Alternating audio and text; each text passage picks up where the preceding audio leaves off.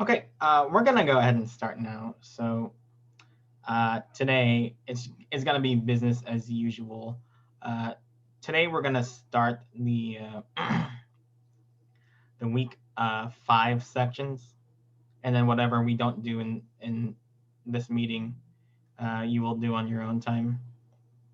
And then on our next meeting, I'll choose which labs I want us to do, and then we'll do it in the next meeting. So because I know that week 5 material is gonna be due exactly a week from now.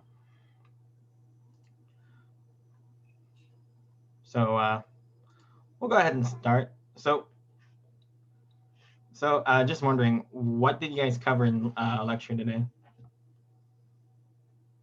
Same stuff as last time. Nested loops. That's good. So you actually went pretty far. If you're already all the way over here, that's good. That means you have the knowledge to do the sections that we don't do for next week. So we've we've touched on loops in the previous meetings, but we weren't officially going over them until now. But if you read here in the basics, this construct for a for loop, it's exactly the same thing as I was mentioning before. So you need the keyword for, right? And inside the parentheses, you need 3 expressions. One is the initial expression, the condition expression, and the update expression, okay? This line of code will perform on the very first, iteration. And as long as the condition expression is true, the for loop will continue to iterate. And this update expression executes every time an iteration occurs, right? So, yeah. So, um, so we're gonna, if you look closely at this participation activity, you can see clearly how a while loop works and a for loop works, right? Yeah, in class. Yeah. So That's fine. so here it says int I equals 0. Um, Do you notice that the lines of code that's inside the squiggly brackets, right. it continues to repeat as long as this conditional statement is true? I Now, each time we're doing this, I is going to be increased by 1, and eventually this statement isn't going to be true anymore, right? So it looks like it's going to iterate 5 times, right? Yeah, I couldn't do it in class. Now you can see the difference between a while loop and a for loop here. So yeah, you could say I equals I plus 1, or you could say I plus plus. It's the same either way. And then, yeah, pretty self-explanatory. There's also and here it also includes a statement here. So I equals I plus 1 is so common that the language also supports the shorthand plus plus I, where plus plus is known as the increment operator. Likewise, minus minus is known as the decrement operator. Okay. And this is a standard way to loop n times. So if you wanted to have a for loop that iterates exactly 10 times, you just put 10 in place of n. And then, yeah. Okay, so here's our first participation activity. So what are the values for I at each iteration of this for loop?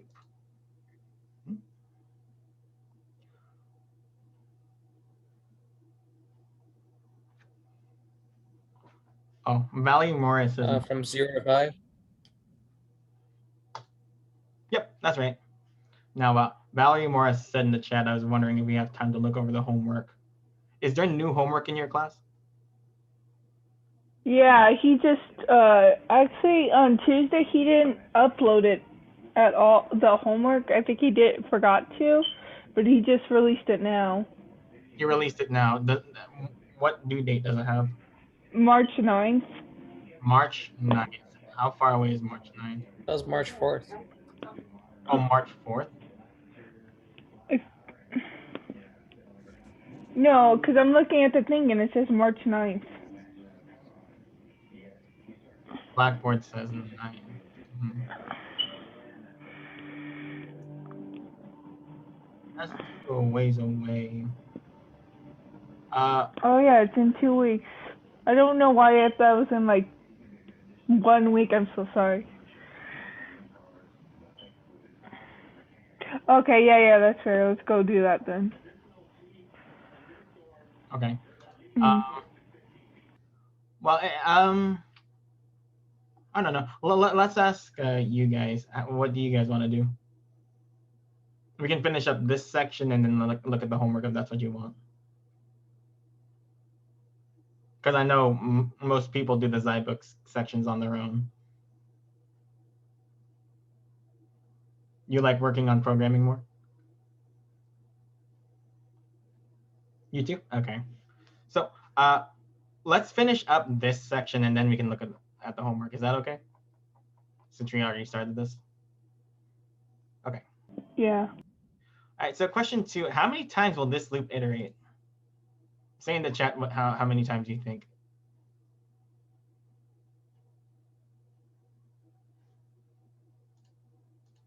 Looking at question 2, how many times will this for loop iterate? 8, right? Yep.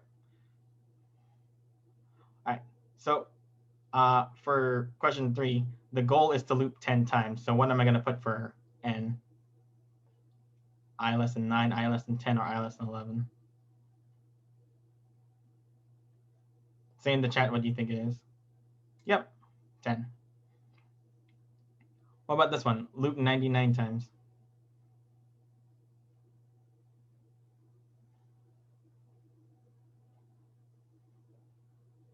Exactly. Now, you wouldn't choose, I think it's worthwhile to look at the wrong answers too. You wouldn't choose this one because this would mean, this would mean you would loop 98 times, and this one would mean that you would loop 100 times. And what about this one? What should be the initial condition? I equals 0, I equals 1. 0, right? And then this one? Goal loop num years times. That's right. I is less than num years. That's all correct. Okay. And then this participation activity says, write for loops using the following form. Note using I equals 1, less than or equal I plus plus, or any other variable other than I is not accepted. Okay. So what will I type in here if I wanted to iterate 5 times? It's quite simple. I just need to follow the same format I did here. I is less than 5. So I is less than 5. Yep. Complete the for loop to iterate 7 times. So I need to write the initial condition and the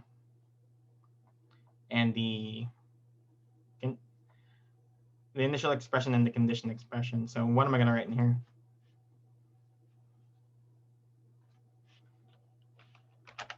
Int I equals 0, semicolon, I is less than 7. There we go.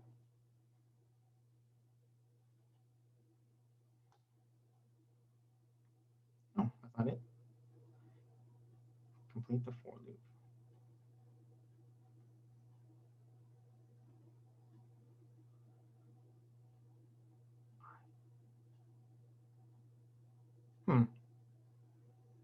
I think he changed the chapter 4's due date until the 2nd of March. Chapter 4. Yeah.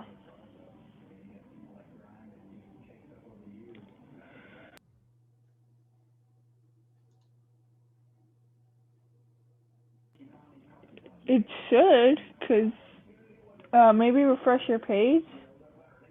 That's what happened when I did that.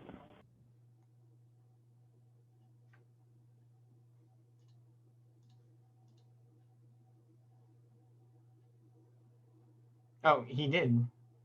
He changed week 4 material to the 2nd of March. So when's week 5 stuff due? On the 4th? He said in class that for week 4, he's going to allow us to do the challenge activities until the 2nd.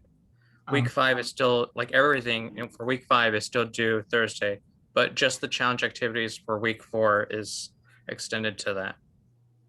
Okay. To March 2nd. All right. Okay. Oh wait, that's not it.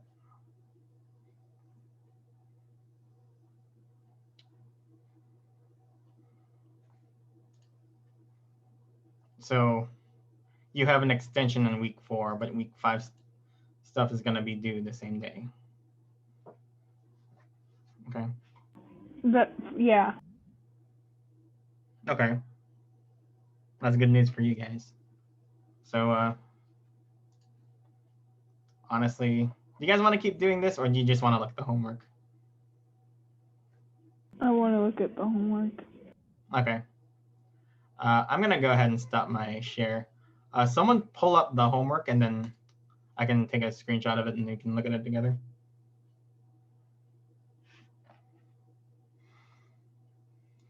Okay. Oh. Thank you, whoever put the link in the chat.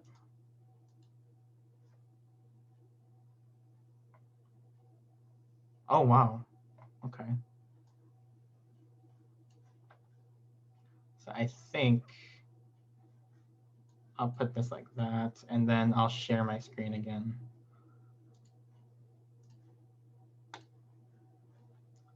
Let me put this over there. Okay. Perfect. So this homework 2 is going to be due March 9th. That's going to be, you got a good chunk of time to do this. So let's see. Problem 1 says, write a program that translates a grade between 0 and 100 into the closest letter grade based on the grade scale in your syllabus. For example, the number 85 would be converted to B. Break ties in favor of better grade. For 90, it should be A minus.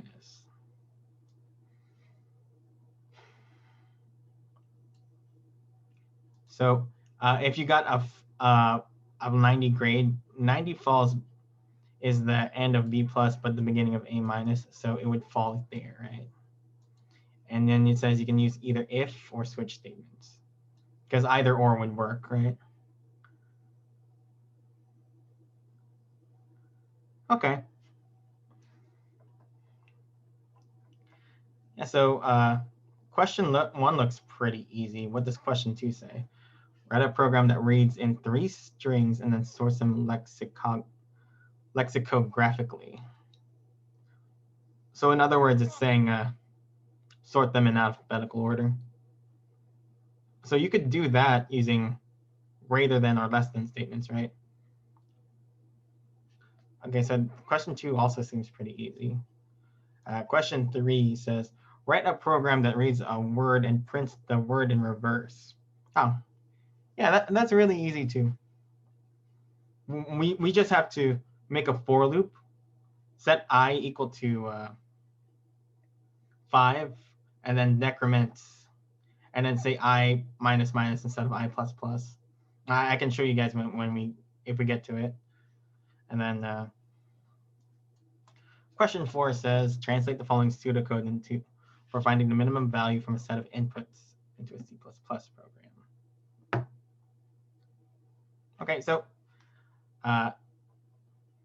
this homework here doesn't look all too bad. Which question do you guys want to look at first?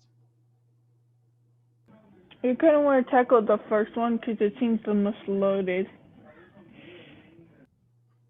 Yeah, it does look like the longest one, but it doesn't seem like it's that crazy, you know? Okay. So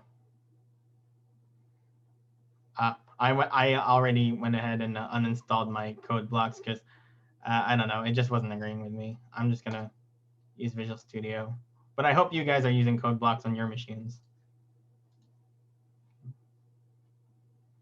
I will save this somewhere I can find it.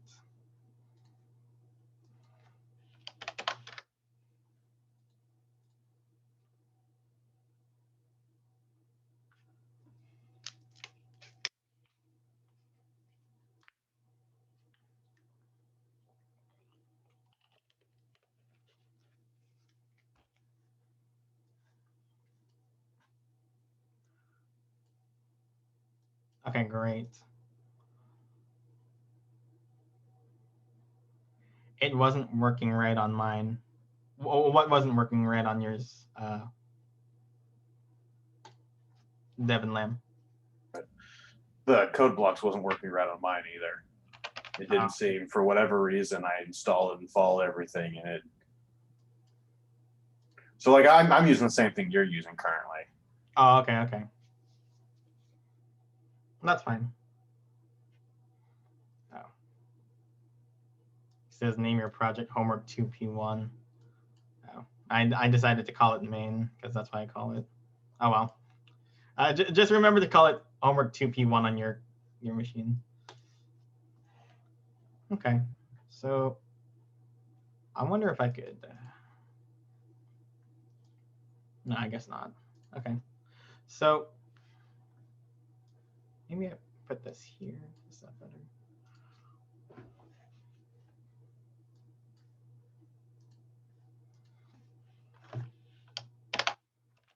Include IO stream.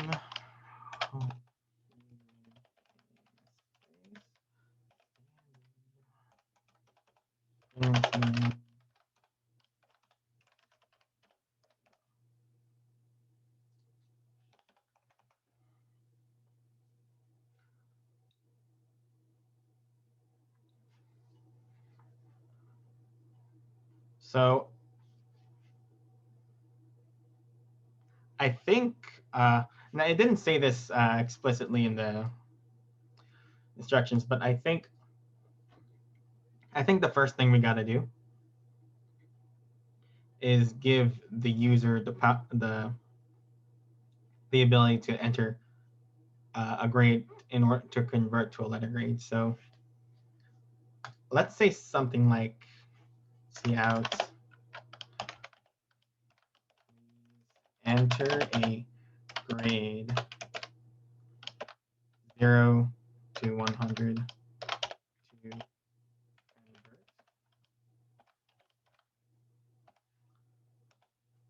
And cin. What do you want to name our grade variable?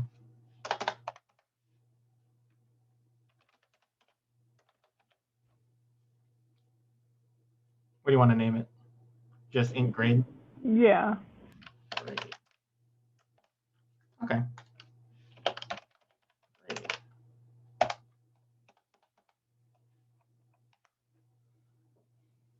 Okay. So as the instructions said before, we can either use if statement or a switch statement. Either one would work. Which do you guys want to do?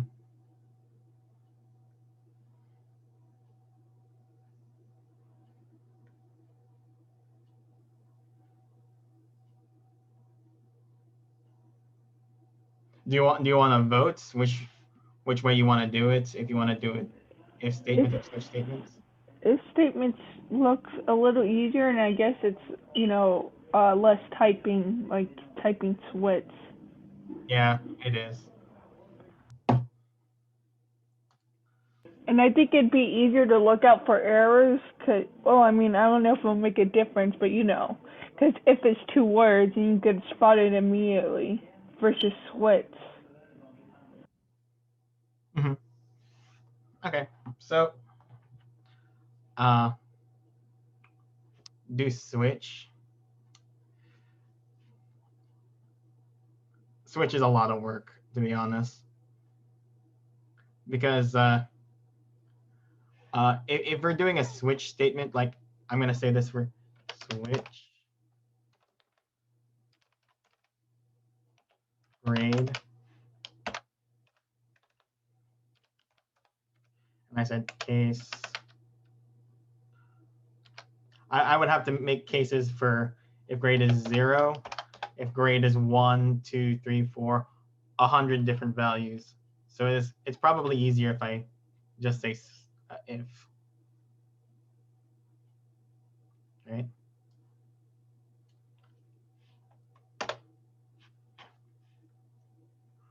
But you can do it either or. I think most people is leaning towards if right now. So let's get started. So if, I think this would be, it would be more efficient if we did it top down instead of bottom up. So so the very first if should be if grade is 93 or greater, see out A. And then if it's 90 or greater, see out A minus, right? So let's make this a little bigger so we can see it.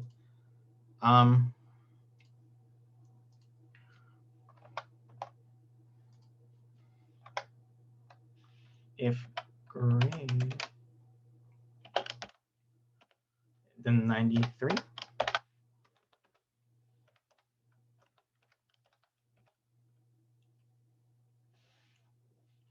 see out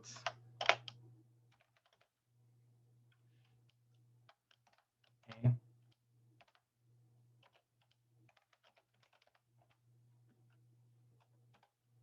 Else if grade is greater than 90, see out A minus. Do you see where this is going? Now, the reason why it's better to do it like this is because it's saying, do you notice that it said this on the assignment? Like,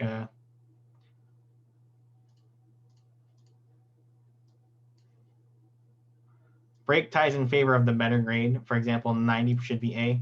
So if your grade was 90, the issue is 90 falls in both the scale of A minus and B.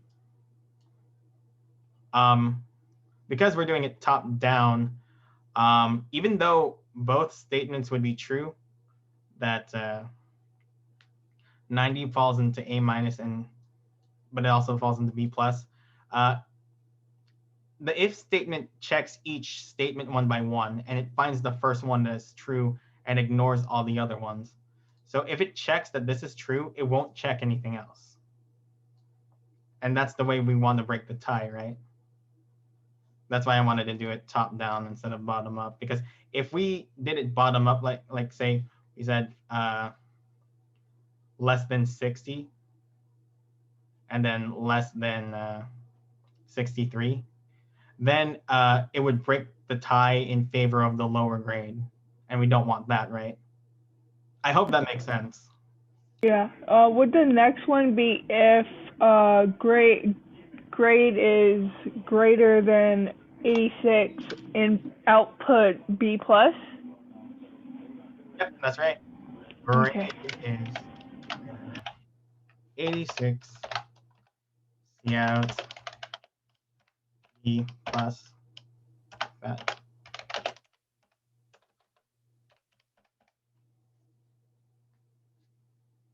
Now, do you notice that I'm not using squiggly brackets here?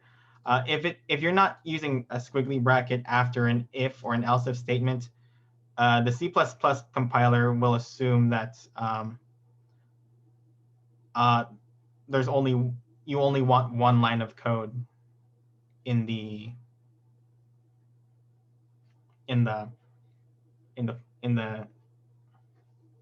if statement. Okay, so Logan Ashbaugh asked a question. I think it's supposed to be grade greater than or equal to 90, so that 90 results in A minus.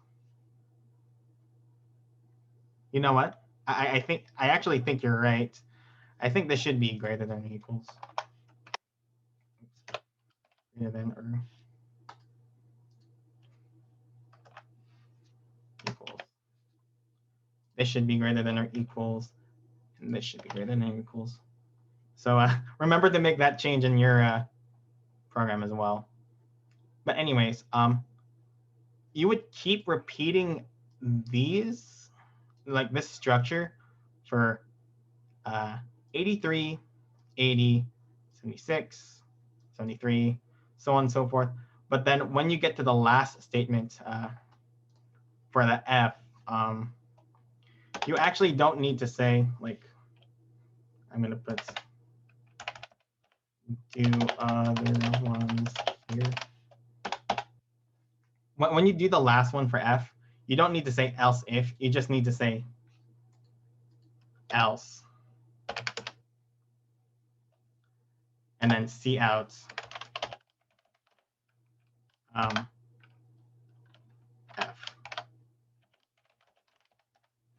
Now, I'm not gonna do the other ones because I think you guys already know what to do. You just have to repeat this exact same structure for all the other ones, right?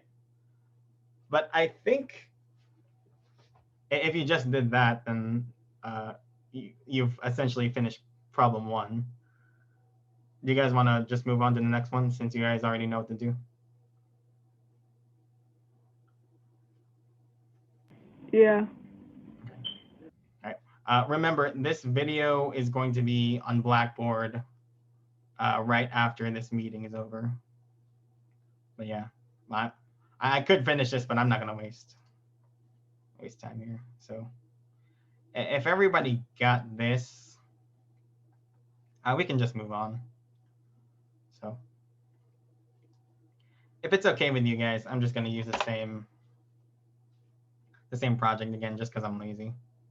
So now question 2 says, write a program that reads in 3 strings and then sorts them lexicographically. This one's also very easy. So the way that you would do this is that you would initialize 3 string variables.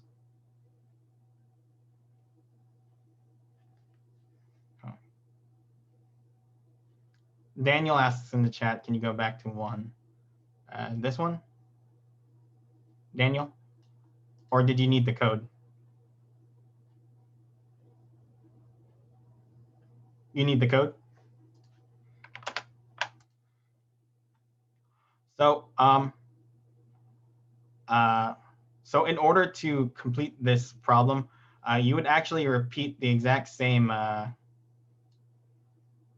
structure here for 83B,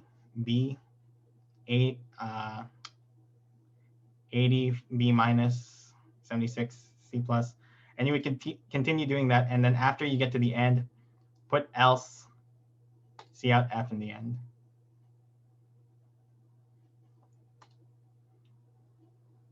I'll let you guys finish this one because it's easy. Did you get that, Daniel? Am I good to move on?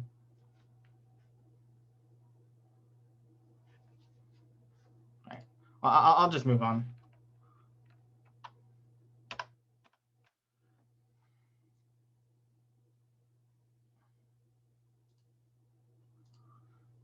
So so like I was saying before, in order to do question 2, you would just need to declare 3 string variables. Let's go ahead and do that now. String. What do you want to call the first string? You just want to call it string 1, string 1, string 2, string 3.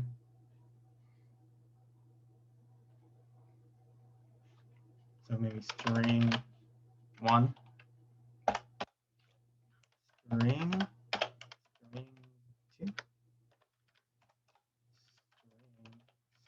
string 3.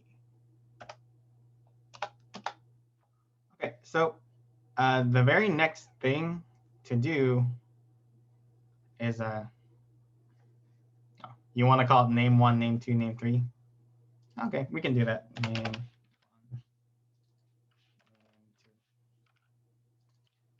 name 3. Okay.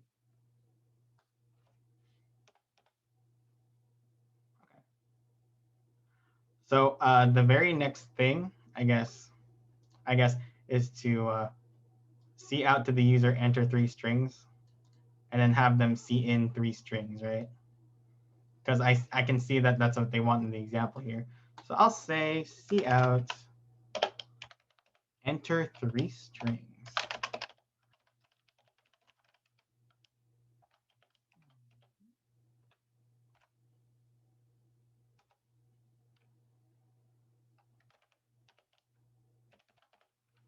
And then we'll just say name 1, name 2, name 3.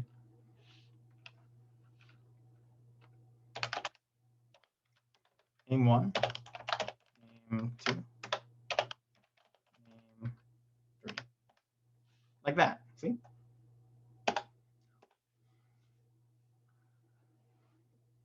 Okay, so after that, it looks to me like we're going to need an if statement that has 3 branches, right? We're going to have to check, we're going to have to do multiple checks to see which one comes first lexicographically. Now, if you wanted to sort these strings in like alphabetical order, like they're doing here, you would actually do it the same way you would try to sort ints from least to greatest. You would do it using the greater than or less than symbols. So I would say if name 1 is less than name 2 and name 1 is less than name 3, like that. So what I'm essentially saying here is that name 1 comes first lexicographic, then 2. Let me put it like, let me do this so you guys can see.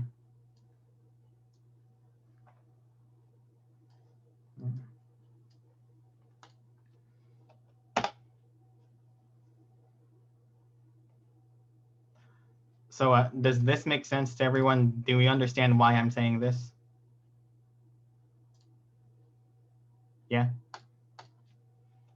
Now that's the situation if name 1 comes first. What's the situation if name 2 comes first? Else if name 2 is less than name 1 and name 2 is less than name 3. So this is the situation where name 2 is less than 1 and 3. So I'll just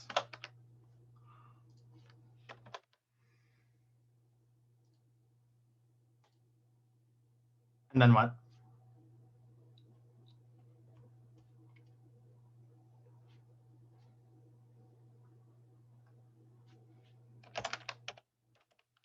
You can guess what I'm going to put in the third condition, right?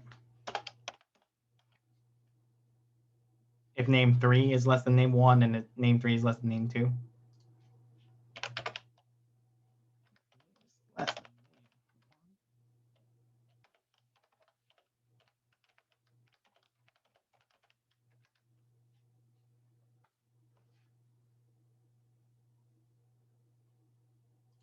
name 3 is less than name 1 and name 3 is less than name 2.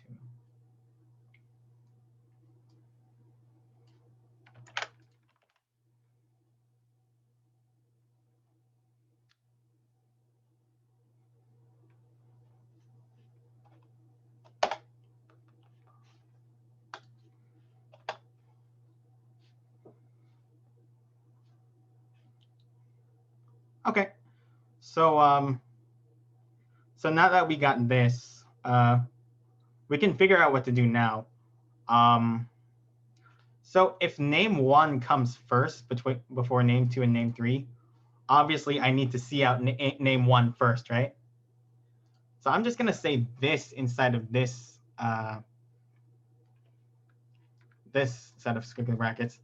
So if name 1 comes first, I'm going to see out name 1 end line. So that's the very first thing I'm going to do. But what I also need to account for is I need to see if name, which one comes next. Is it going to be name 2 or is it going to be name 3? Because I already see out at name 1, right? How do I check if name 2 is less than comes before name 3? What would I write in here? If name 2 is less than name 3, right? So as you can see, the most efficient way for me to do this lab is to make a nested if statement, right? So inside of this if, I'm going to have another if, right? So if name 2 comes before name 3, then I would see out name 2, then end line, and then see out name 3, and then end line, right? But what if name 2 didn't come before name 3, right? Else. So I'm going to put another comment here saying this is what we would do assuming name 1 came first and then name 2 was less than name 3.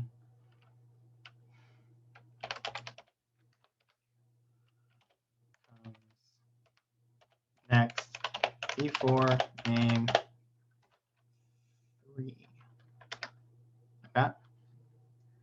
And then obviously the else would be the situation where this isn't true, where name 3 comes next before name 2, right? Name 3 comes next before. What would I see out here? Anyone?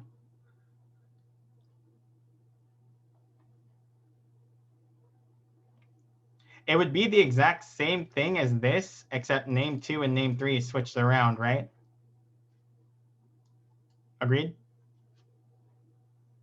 Yeah. Okay.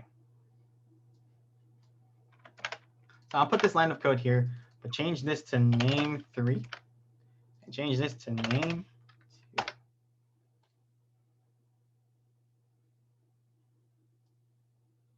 So now that we got,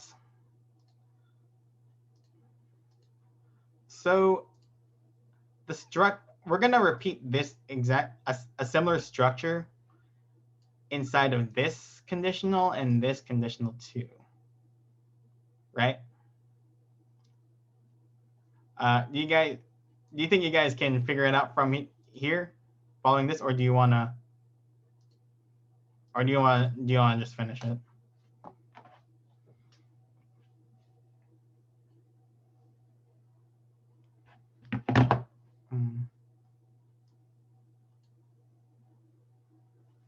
Everything else is simple. Yeah.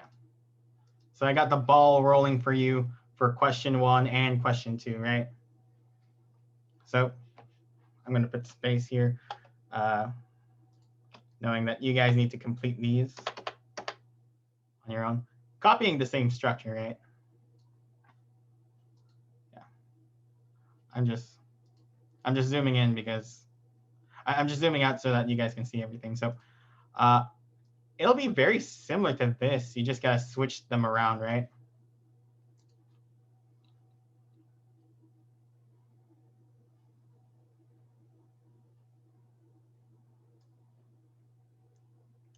But yeah, but I think you guys are smart enough to figure out the rest on your own, right? It's just a simple nested if situation.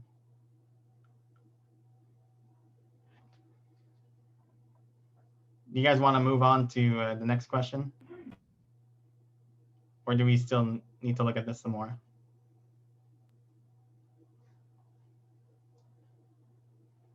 Yeah, let's move on.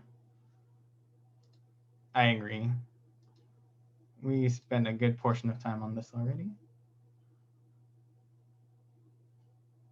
Oh. Daniel says to wait.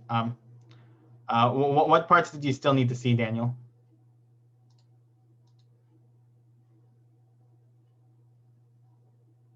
Everything?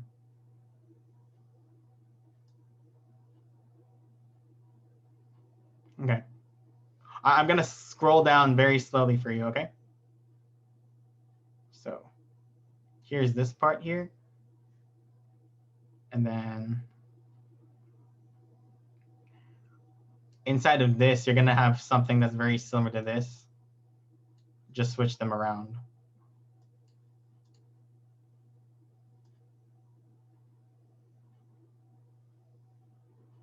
And then in here, you're going to have something, you're going to have this exact same thing, just switched around again.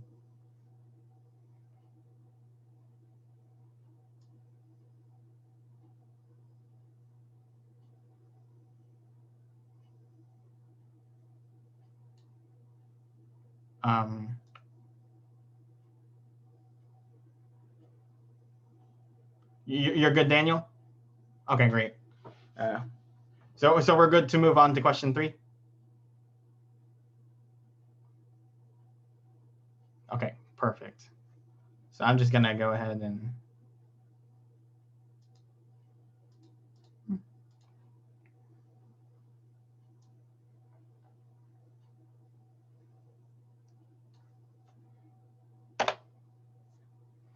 so what does question 3 say?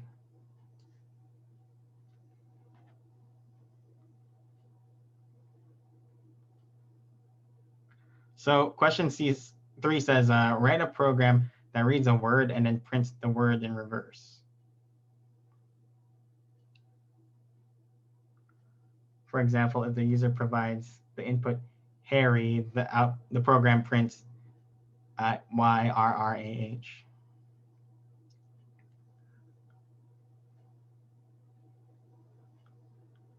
So, yeah, use string.length and string substring functions.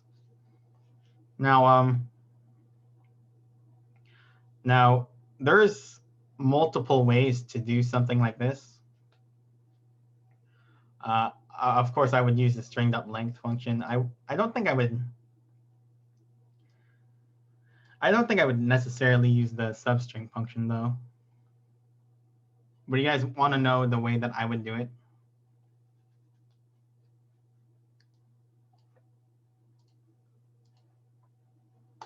So first thing we got to do is declare the string variable. So I guess I'll say string. What do you want to call this variable? Do you just want to call it name? Is that fine? Name.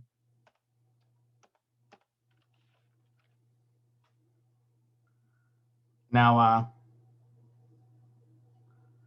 if I was trying to output a string in reverse, the way that I would do it is that I would create a for loop that iterates backwards.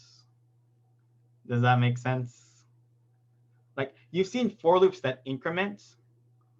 I want to make a for loop that decrements because it would be the exact same thing, right? This is what I mean by that. So I would say for int I equals, instead of saying 0, I would actually say name dot size. Size like this. But along with that, also putting size, I would actually have to take this value and subtract 1 from it. Now, the reason why I'm subtracting 1 is because the index of the last character is always 1 less than the size of the string. That's why. So inside of parentheses here, I would also say -1.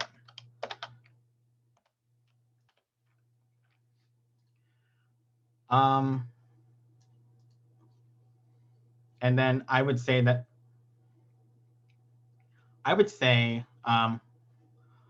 I would want this loop to continue iterating until I is less than 0. So I is less than 0.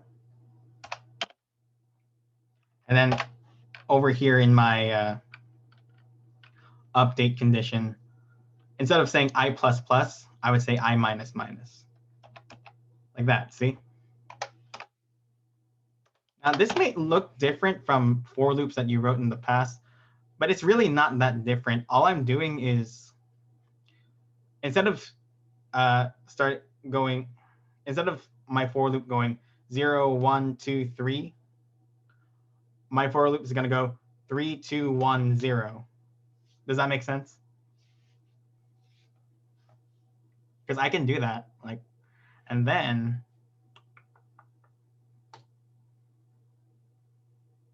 what I would do here is that I'd say, if anyone has questions, feel free to stop me. Like, I'm more than happy to explain what I'm doing.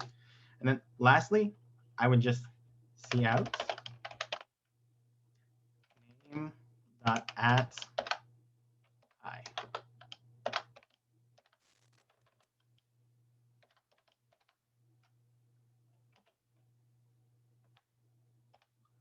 And then after I've couted every character in reverse, we need to end line, right?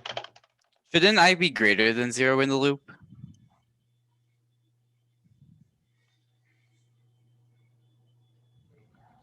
I be greater than 0. Yeah, I think so. Because it would have to, this needs to continue as long as this is true. Yeah, you're right. It should be greater than. Thanks for catching that. But I think that's it. Now, as I said before, there's multiple ways to do this. I didn't use the substring function, even though you could. But I think that this would work. Let's try it. There's only one way to find out. Right. Oh, wait. I didn't. I have to prompt the user to cin.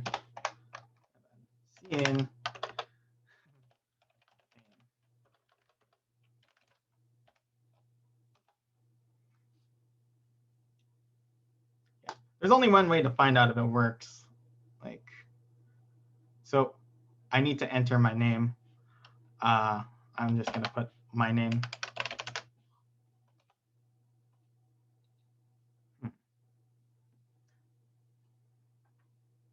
So it got everything except for the first character.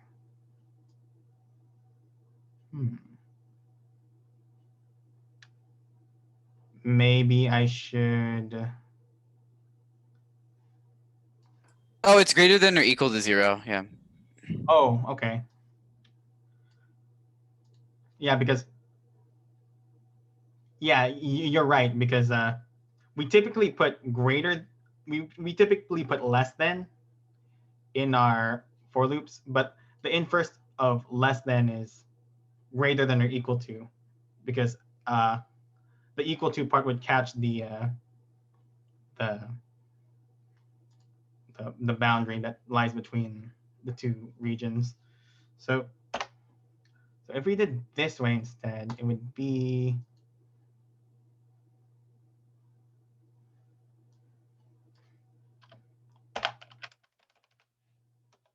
there we go. But that's how I would do it. Like,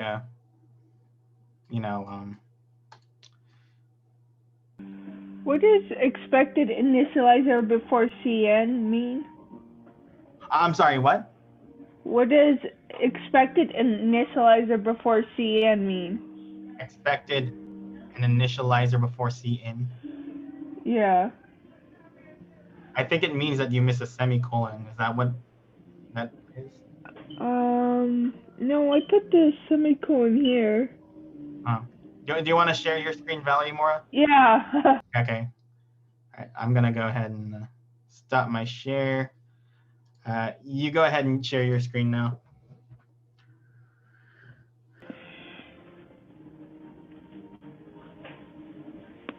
Yeah, you did miss a semicolon on line 7. I did? Yeah. Oh. Yeah, I knew it. You like That's if not it says expected an initializer, that usually means that you missed a semicolon. Okay.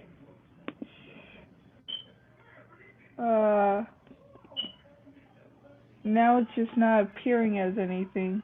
Well, you have to enter your name. Oh. Doesn't look Hold like. on, let me try it again. Oh, okay. Yeah, go back. I noticed something wrong right away. So, Okay. first thing you gotta say is I is greater than Which or one? equal to. I is equal. No, not there. That's your initial statement. You need to change your initial statement. Yeah, that Which one. one? Yeah, that one. Okay. Okay, so what did you say? So instead of saying I is less than 0, you should say I is greater than or equal to 0. Okay. Like this? No, greater than or equal to 0. Oh, yeah. Okay. Now, the reason why we're doing that is because our for loop is acting in reverse. Oh, I see. Okay. Yeah, that's the reason why I. All right. We got it. Thank you. So Let me just you stop this understand the reason why it didn't work when you put less than? It's I think so. it's because your for loop started at 1. No, your for loop started at 5, and then started decrementing, and that's always gonna be less than. It's always gonna be less than. Oh, I see. Yeah. Yeah. I guess. Yeah. Okay. Thank you. Yeah. So we've reached time right now. I think we spent our time very productively. I got the ball rolling for you for question 1 and question 2. And then we also did question 3. So, but hey, if any of you guys can, let me share my screen again. So it looked like in the homework, Professor Amir would have wanted you to use the substring function. Now, I suppose you could use that, but I don't know. For your own homework, if you're able to do question 3 using the substring function, I would totally like to see it. Just because it's a good exercise, you know. But yeah. So what do you guys say? Are we good to wrap up this meeting here?